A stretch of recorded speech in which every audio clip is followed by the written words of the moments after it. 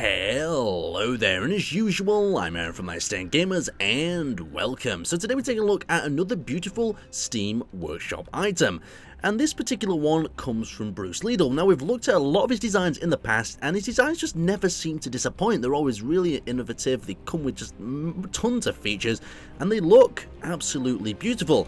Now, this particular one is called the Hirund, I believe it's called that, my pronunciation of names is not very good, APC/vertical takeoff, drop and medevac ship. And we've all wanted for quite a while in these little spotlight reviews to have a look at some smaller style ships. So this is the first one that I'm actually having a look. You can see we've got a lot of detailing on the outside, so we're going to start with that first and then we'll go into the interior. That doesn't fail to disappoint at all. So coming to the front of the cockpit, imagining that this ship's going to be going into some really hot zones to evac soldiers and other troops that you've dropped on the ground. It's got this reinforced cockpit slab that can be lifted and raised. And you can just see how that's been made out of them armored blast door blocks. Not much is going to get through there. That might even stop an explosive rocket with a direct hit. A little bit lower down, you can see we've got more armor protecting that cockpit. Absolutely perfect, great for them defensive situations when you have to get through enemy lines. Now a little bit below, we have a small Gatling turret that can be controlled. Maybe this could be used to fend off some attackers while you're picking up some injured soldiers, you're getting them aboard. And I thought I'd put this whole little ship in the Starship Troopers base because them guys got overrun, and if a ship like this would have came in a little bit earlier, well, a lot of them wouldn't have been bug food, you could say. So going a little bit further around the ship, we'll work our way along the top to start with. You can see how he's sloped the armoured into different areas, and then he's lapped it over, creating the detail. Coming up into this area, you can see we've got the little antenna and the remote control block there on the top. Working our way a little bit further down, I believe these are batteries. I think they might be batteries, I'm not too sure. They look like batteries from this side. Yeah, we've got the charging station on the top. And we've also got a beacon there that's not currently activated. In case there's distress, you could activate that.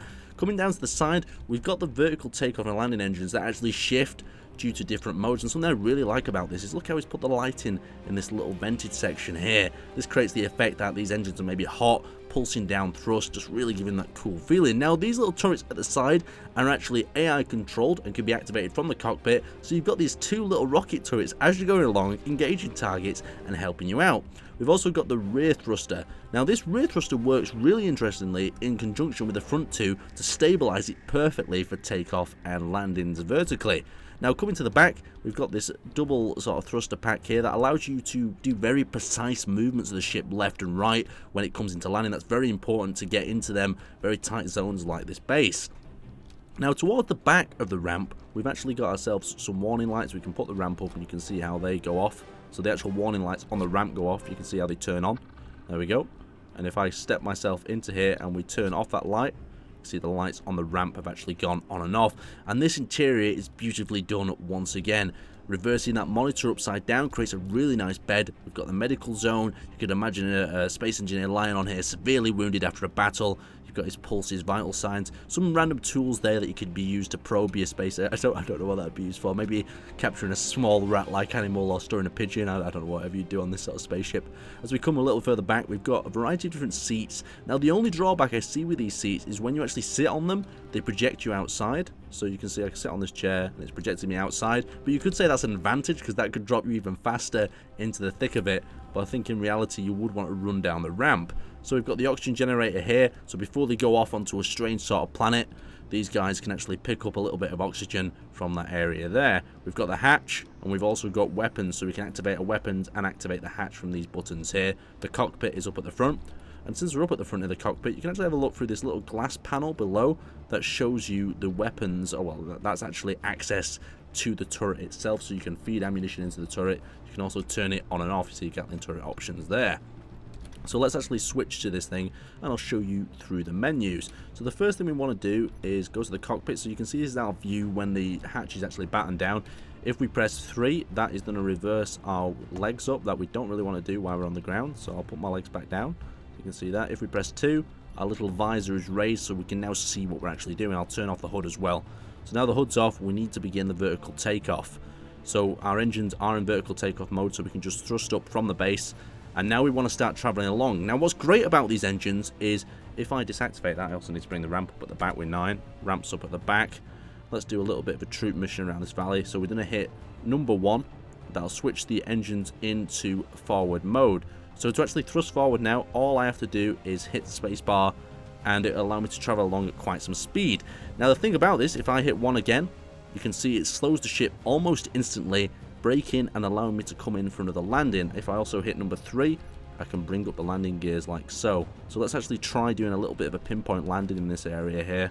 We've also got some Gatling guns that we can use from the little cockpit. Look at the bearing meter on the top, as well as the sort of horizontal horizon gauge. Oh, very nice indeed. Let's try bringing it down next to that little tree there. So I'm just going to tilt the engines forward for the minute, so we get a little bit of speed going. So it should be quite precise at landing. And then we're going to switch our engines back. Engines are switched back, coming into that vertical takeoff sort of mode. Legs need to come down. Legs are down. And we're just going to test out the precision of our moving left and right. So you can see them little thrusters giving that little bit of movement left and right, so we can come into them really tight landing zones. And one thing that is a little bit annoying about the landing gears on this ship though is they seem to sink through the ground. So we come into land. I'm just going to cut that off. They've sunk through the ground, the landing gears. We hit number 9. Troops are going to deploy out the back. Everyone's out. Go, go, go, go. Hit the button again. Back into vertical takeoff mode. Back into version mode 1. Our engines have fallen off because Aaron did it too fast. We've still got some engines. We're still intact.